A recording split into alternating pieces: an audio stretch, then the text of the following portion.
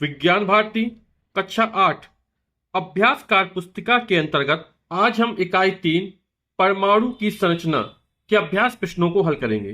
प्रश्न संख्या 1 है, निम्नलिखित प्रश्नों में सही विकल्प छांटिए। आ, हाइड्रोजन के समस्थानिक हैं। तो हाइड्रोजन के 3 समस्थानिक होते हैं, प्रोटियम, ड्यूटेरियम और ट्राइटियम, है ना। समस्थानिक क्या कहलाते हैं? किसी तत्व के वे परमाणु जिनकी परमाणु संख्या या परमाणु क्रमांक समान होते हैं, लेकिन द्रव्यमान संख्या क्या होती है? भिन्न भिन्न होती है, उसे समस्थानिक कहते हैं। तो तीनों समस्थानिक है हाइड्रोजन के, तो यहां पे जो ऑप्शन दा होगा वो सही हो जाएगा, उपरोक्त सभी। खा, किसी परमाणु का धनावेशित कण होता है। तो आप लोग जानते हैं कि परमाणु के नाभिक में प्रोटॉन और न्यूट्रॉन होते हैं, है ना, और इसके बाहर इलेक्ट्रॉन चक्कर लगाते हैं। प्रोटॉन पर धनावेश होता है, न्यूट्रॉन उदासीन कण होता है और इलेक्ट्रॉन ऋणावेशित कण है। तो धनावेशित कण कौन सा हो जाएगा? हमारा प्रोटॉन हो जाएगा। फिर तीसरा क्या है? HCl, हाइड्रोजन क्लोराइड में क्लोरीन की संयोजकता है। तो जो हाइड्रोजन संयोजकता होती है वो एक होती है ना। और परिभाषा के अनुसार हाइड्रोजन कितने परमाणुओं संयोग करता है, विस्थापित करता, वो संयोजकता कहलाती है। तो यहां पर एक हाइड्रोजन परमाणु एक क्लोरीन परमाणु से जोड़ रहा है, तो क्लोरीन की जो संयोजकता होगी वो क्या होगी? एक होगी। तो संयोजकता क्या है कि किसी तत्व का एक परमाणु हाइड्रोजन के कितने परमाणुओं से संयोग करता है, वह उस तत्व की संयोजकता कहलाती है, विस्थापित करता है ना। संयोग करता है या विस्थापित करता है, वह उसकी तत्व की संयोजकता कहलाती है। तो यहां पर एक हाइड्रोजन और एक क्लोरीन है, तो क्लोरीन की संयोजकता कितनी होगी? एक हो गई। फिर अगला का, विद्युत उदासीन परमाणु में से एक इलेक्ट्रॉन निकल जाए तो परमाणु होगा। तो जब किसी विद्युत उदासीन परमाणु से एक इलेक्ट्रॉन बाहर निकलता है तो नाभिक में क्या होता है? एक प्रोटॉन ज्यादा हो जाता है इलेक्ट्रॉन की अपेक्षा, क्योंकि उदासीन परमाणु क्या होता है? परमाणु के नाभिक में जितने प्रोटॉन होते हैं उसके बाहर उतने इलेक्ट्रॉन विभिन्न दीर्घवृत्ताकार कक्षों में चक्कर लगाते हैं। तो नाभिक में प्रोटॉनों की संख्या और बाहर चक्कर लगा इलेक्ट्रॉन से दोनों बराबर होती है। अब एक इलेक्ट्रॉन निकल जाएगा, अब निकल गया तो प्रोटॉन की तुलना में इलेक्ट्रॉन कम हो जाते। कितना कम हुआ? एक कम हुआ, तो एक के बराबर धनावेश आ जाता है यहां पर। तो क्या हो जाएगा? परमाणु धनावेशित हो जाएगा। फिर अगला है, न्यूट्रॉन होता है। तो न्यूट्रॉन हमारा उदासीन होता है। रदरफोर्ड ने नाभिकीय मॉडल में कौन सा विकिरण प्रयोग किया था? तो जो रदरफोर्ड का नाभिकीय मॉडल था, उन्होंने अल्फा कणों की बमबारी की थी सोने के पतले पत्र पर। तो यहां पर हो जाएगा अल्फा कण। अगला प्रश्न क्या 2 है, रिक्त स्थानों की पूर्ति कीजिए। का है, किसी पदार्थ की मूलभूत इकाई है। तो किसी पदार्थ की जो मूलभूत इकाई होती है उसे परमाणु कहते हैं। फिर खा, इलेक्ट्रॉन आवेशित होता है। तो इलेक्ट्रॉन पर जो आवेश होता है वो ऋण आवेशित होता है। इसका मान होता है 1.6 × 10⁻⁻19 कूलाम का ऋण आवेश होता है। कितना होता है? 1.6 × 10⁻⁻19 कूलाम। कूलाम क्या? आवेश का मात्रक जो होता है वो कूलाम होता है। तो इतने कूलाम का ऋण आवेश होता है किस पर? इलेक्ट्रॉन पर। गा है, हाइड्रोजन यानी H का एक परमाणु और Cl यानी क्लोरीन का एक परमाणु मिलकर बनता है। तो हाइड्रोजन की संयोजकता एक है, क्लोरीन की संयोजकता एक है, दोनों मिल जाते हैं तो बनता है HCl, हाइड्रोजन क्लोराइड का एक अणु बनता है। यह हाइड्रोक्लोरिक अम्ल कहलाता है। घा, प्रोटॉन तथा न्यूट्रॉन की संख्या का योग उस परमाणु की क्या कहलाती है? द्रव्यमान संख्या कहलाती है। और हमसे पूछा जाए द्रव्यमान संख्या की परिभाषा क्या है, तो यही परिभाषा हो जाएगी कि किसी परमाणु के नाभिक में प्रोटॉन तथा न्यूट्रॉन की संख्या का योग उस परमाणु की द्रव्यमान संख्या कहलाती है। फिर परमाणु का संपूर्ण धनावेश में उपस्थित होता है। तो जो परमाणु का संपूर्ण धनावेश होता है वो परमाणु के नाभिक में उपस्थित होता है। तो यहां पर आ जाएगा नाभिक। प्रश्न संख्या 3 है, निम्नलिखित तत्वों के संकेत लिखिए। तो ऑक्सीजन को संकेत होता है वो O होता है, ऑक्सीजन को O से प्रदर्शित करते हैं। फिर है सोडियम का संकेत Na होता है, लैटिन भाषा में इसको नेट्रियम बोलते हैं, वहीं से Na हो गया। कैल्शियम, इसका संकेत होता Ca, पहला लेटर कैपिटल फिर स्मॉल, यदि 2 आए। सिलिकॉन, ये होता है Si, और क्लोरीन का प्रतीक होता Cl। प्रश्न संख्या 4 है, स्तंभ का एवं स्तंभ खा को सही सुमेलित कीजिए। स्तंभ का, स्तंभ खा। इलेक्ट्रॉन, तो इलेक्ट्रॉन में क्या, रदरफोर्ड है, चैडविक है, जे थॉमसन, नील्स बोर है, गोल्डस्टीन है। तो खोज करता हो गया, तो इलेक्ट्रॉन की जो खोज करता है वो जे थॉमसन है।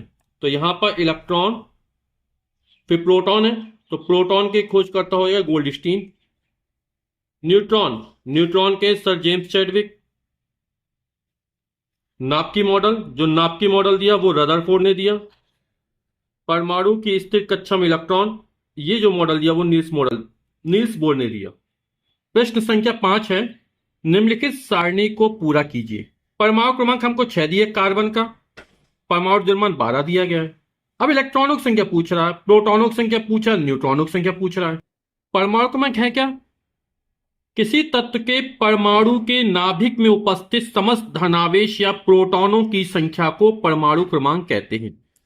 तो परमाणु क्रमांक 6 है, यानी प्रोटॉन की संख्या भी कितनी हो जाएगी, 6, क्योंकि परमाणु के नाभिक में जितने प्रोटॉन होते हैं, यानी जितना समस्त धनावेश होता है, वही परमाणु क्रमांक कहलाता है।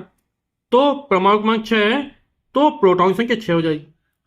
चूंकि परमाणु विद्युत उदासीन कण है, तो नाभिक में जितने प्रोटॉन होते हैं, नाभिक के चारों ओर उतने ही इलेक्ट्रॉन दीर्घवृत्ताकार कक्षाओं में चक्कर लगाते हैं। तो यहां पर प्रोटॉन की संख्या 6 है, तो इलेक्ट्रॉनों की संख्या भी 6 हो जाएगी। अब न्यूट्रॉनों की संख्या निकालना है। तो किसी परमाणु के नाभिक में उपस्थित प्रोटॉनों की संख्या और न्यूट्रॉनों की संख्या के योगफल को द्रव्यमान संख्या कहते हैं। यहां पर परमाणु द्रव्यमान और द्रव्यमान संख्या लगभग बराबर होते हैं। परमाणु संख्या या परमाणु क्रमांक बराबर होता है प्रोटॉनों की संख्या बराबर इलेक्ट्रॉनों की संख्या। यदि आप लोगों को परमाणु क्रमांक दिया है तो वही प्रोटॉनों की संख्या होगी, वही इलेक्ट्रॉनों की संख्या होगी, या प्रोटॉनों की संख्या दे दे तो वही परमाणु क्रमांक होगा, वही इलेक्ट्रॉनों की संख्या होगी। अब द्रव्यमान संख्या, इसको लिखते प्रतीक ए से। द्रव्यमान संख्या बराबर प्रोटॉनों की संख्या प्लस न्यूट्रॉनों की संख्या, और यही लगभग परमाणु द्रव्यमान के बराबर होता है। द्रव्यमान संख्या लगभग परमाणु द्रव्यमान के बराबर होती है। तो प्रोटॉन की संख्या P और न्यूट्रॉन की संख्या N से लिखते हैं, यानी A बराबर हो जाएगा P प्लस N। अब हमें न्यूट्रॉनों की संख्या निकालनी है, तो P का पक्षांतर करें प्रोटॉन की संख्या को, तो A माइनस P। द्रव्यमान संख्या में प्रोटॉनों की संख्या घटा दी जाए तो हमें न्यूट्रॉनों की संख्या मिल जाएगी। तो यहां पर द्रव्यमान संख्या है 12, प्रोटॉन की संख्या है 6, तो 12 में 6 चला जाएगा, तो न्यूट्रॉन की संख्या में निकाल आएगी 6। ठीक, अब आप लोग सब समझ में आ गया होगा। अब अगला दे सल्फर, परमाणु क्रमांक 8। तो जो सल्फर का परमाणु क्रमांक 8 नहीं होता, गलत छपा हुआ है यहां पर। जो 8 होता है परमाणु क्रमांक वो होता है ऑक्सीजन का। ठीक, और यहां भी 8 दे रहा है, ये भी गड़बड़ दिया गया है ना।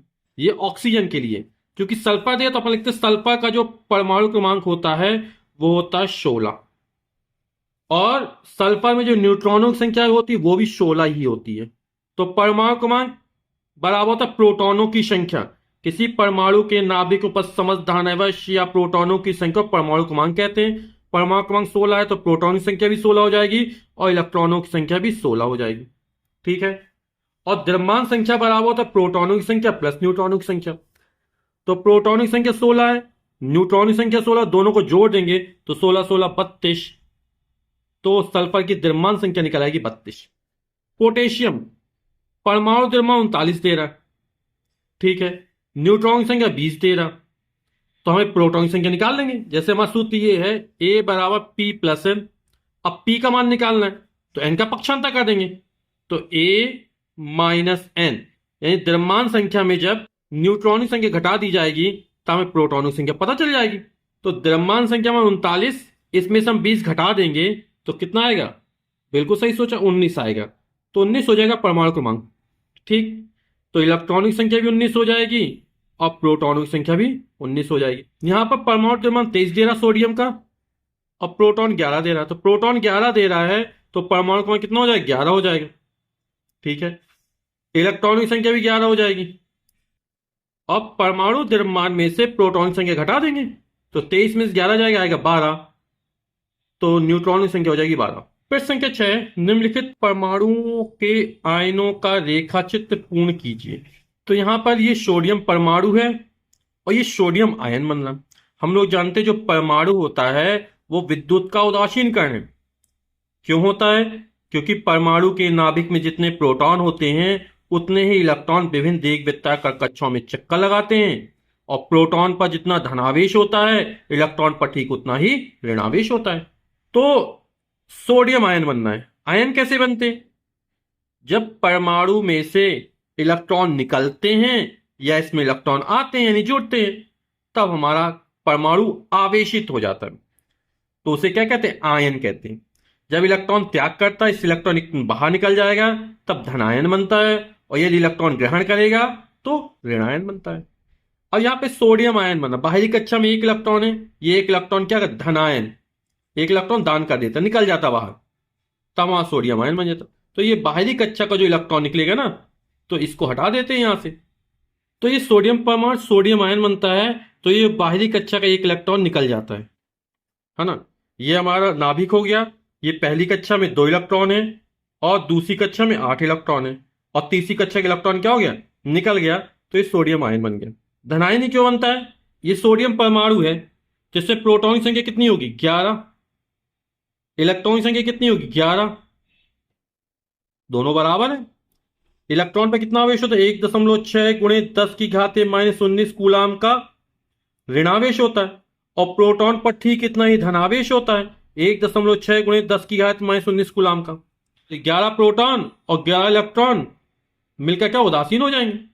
लेकिन जब इससे एक इलेक्ट्रॉन निकल जाएगा तो यहां बचेंगे 10 इलेक्ट्रॉन, और 11 प्रोटॉन है तो एक प्रोटॉन ज्यादा हो गया, 10 इलेक्ट्रॉन 10 प्रोटॉन को उदासीन कर देंगे।